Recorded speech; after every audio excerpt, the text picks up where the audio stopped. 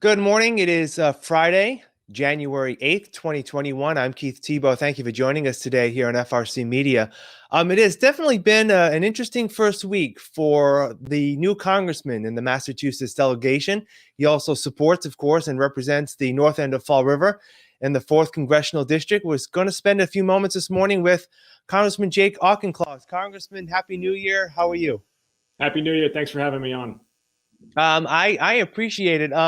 Definitely not the way you probably thought your first week would go in terms of Congress, and I do want to get into a little bit about some priorities a little bit, but I want to start with your view of things that happened on Wednesday. Of course, the Capitol being overrun by insurrectionists and rioters supportive of President Trump. Tell us a little bit about where you were when all this came down and how you waited out the situation until you went back into session later that evening on Wednesday. A reporter asked me yesterday evening in a sort of half jesting manner, they said, "Is this what you signed up for?" And I thought for a beat, and it occurred to me that, this is actually exactly what I signed up for. On Sunday, I took an oath to support and defend the Constitution of the United States. And on Wednesday, I did. Wednesday was a dark day for democracy. Those insurrectionists represented the worst strains of the American character, incited by the continued demagoguery and lies of President Trump, but they were unable to derail or define our democracy. We certified the electoral results. Joe Biden and Kamala Harris are going to be the next president and vice president of the United States. And Congress reasserted its constitutional role, and we retook the people's house. Now, where were you specifically? I know there were a number of members in the House chamber at the time. As I understand, you were not at that point. Was that correct? No, because of physical distancing requirements, we've got to go in waves to the House floor. My wave had not yet gone. We locked down in the office and stayed there until the lockdown was lifted. Walking back through the Capitol complex to the House chamber in the evening to resume deliberations on the Pennsylvania challenge was truly a remarkable sight. The entire Capitol complex was flooded with National Guardsmen and women, DC police, Capitol Police. It looked like a patrol base from Afghanistan. As you know, I was in the Marines. And the fact that we've had to turn our citadel of democracy into a fortress is a shattering indication of the assault on our institutions that occurred on Wednesday. It cost the life of a Capitol Police officer, and I extend my condolences to his family. 4 others died. This was violent insurrection, and for the first time since the Civil War, this country has failed to have a peaceful transfer of power. The blood and the culpability rests squarely with Donald Trump. He must be removed from office. And I do want to get into that. As we're speaking, it is Friday morning, 11 o'clock, 11 a.m. in the morning as we're conducting this interview. Later on today, the Democrats are going to be meeting to talk about potential next steps and in terms of possible impeachment. What do you know about what may come up with that? And I know you issued a statement that you were in support of any articles of impeachment that may come up from the Democratic side. Yes. By Wednesday evening, hours after the insurrectionists had been cleared, I called for the president's removal by the 25th Amendment, and if failing that, impeachment of him.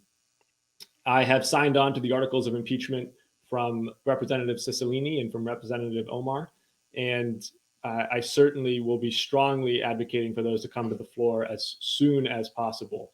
The cabinet should step up and do the right thing and invoke the 25th, but impeachment implies accountability as well as incompetence. And I think that's an important separate thread.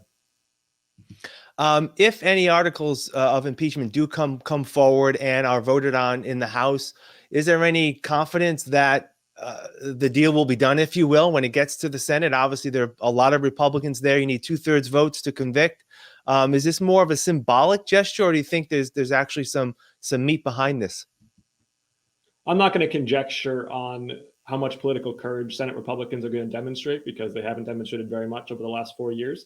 Regardless, I need to do my constitutional job. I can't control what Senate Republicans or House Republicans, how they want to do their constitutional job.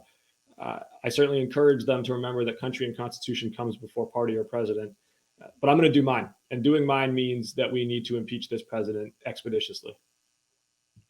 All right. I want to go back now to some of the more celebratory moments of your first few days in office. What was that swearing in like for you and your family? And what was that, and what will you take away from this as you begin your term here in Congress? It was a momentous day. My dad lives in Washington, and he picked me up from the airport a night before swearing in Saturday night. And we were reflecting together that actually it was 10 years ago that he had picked me up from the airport to go to Quantico, Virginia, to report for basic officer training as a second lieutenant in the Marine Corps. And there's a similar sense of anxiety, a little bit of nerves,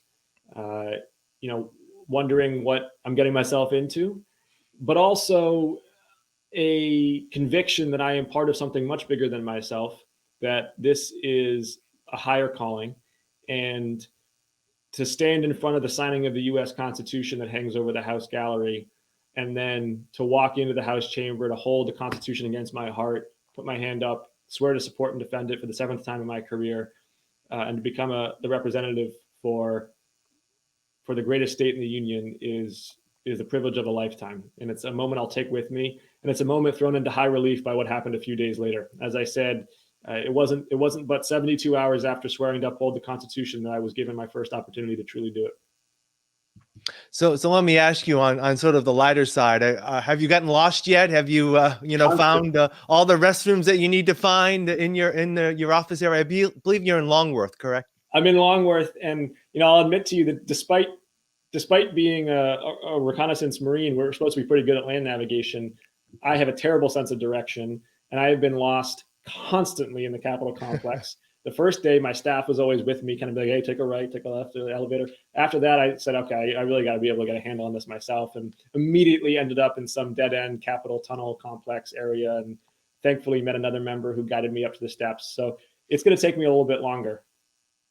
No doubt, but you'll find your way. You've got plenty of time to find your way going through there. Let's talk a little bit about your thoughts on some of the things you'd like to accomplish in your first term on the in the House, in the U.S. House of Representatives.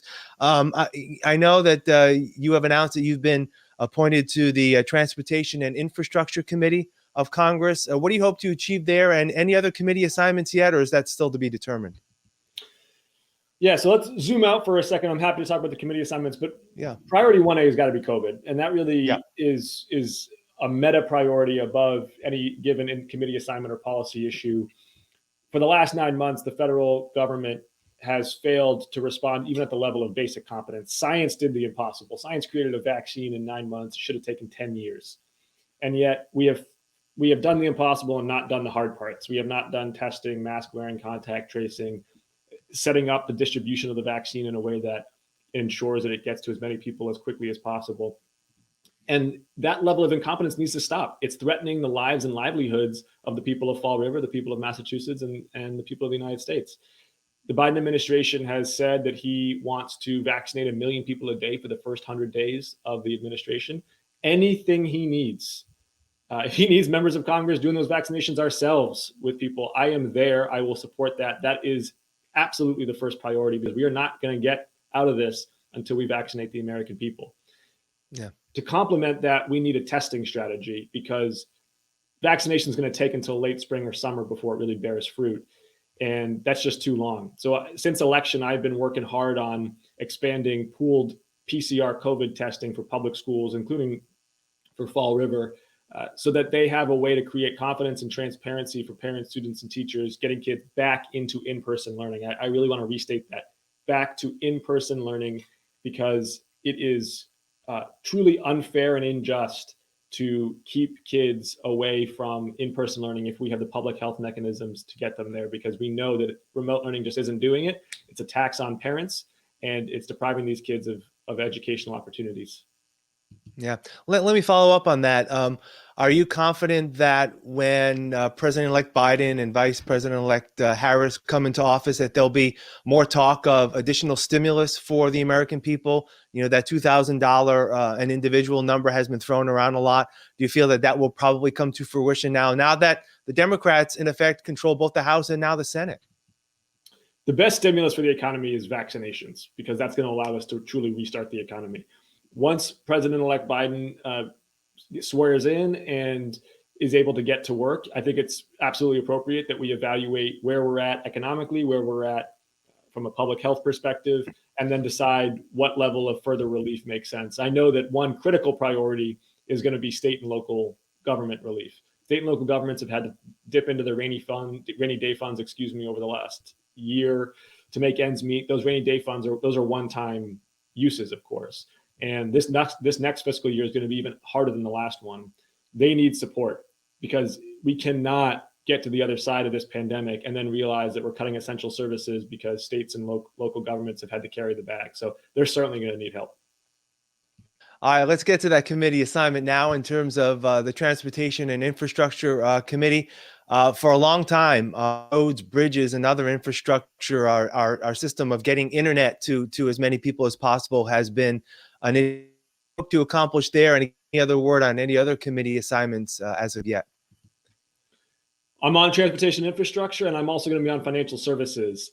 And between the two of them, they have tremendous influence over transportation and housing. Broadly speaking, housing falls under financial services. And my work on those two areas and on infrastructure broadly really is going to be done through the lens of how do we build an economy that's working for everybody. This district is a district that is a microcosm of many of the socioeconomic inequities in this country, where people are, in some parts, are locked out of opportunity, are locked out of access to good jobs, and some cities are locked out of access to good economic development opportunities because of lack of infrastructure. And my work, both in Washington, D.C. and in district, is going to be about how do we create good jobs and how do we create the physical and socioeconomic infrastructure for everyone to have opportunity: childcare, early education, transit, bus lanes. These are things that create economic development and opportunity for everybody. And that's going to, everything I do on these two committees is going to be about building an economy that's working for the whole district. Well, obviously, you've been in office for less than a week, and there's a lot on your plate, I'm sure. So, Congressman Jake Auchincloss, I do appreciate your time, and we'll keep the conversation, and hopefully we'll be able to use this platform as part of your communication to get word out to the city of Fall River. I thank you for your time. Have a great weekend, and we'll talk again soon. I appreciate it. It's good to be on. Be well. All right, take care. And thank you for joining us here on FRC Media. I'm Keith Tebow. Have a great day.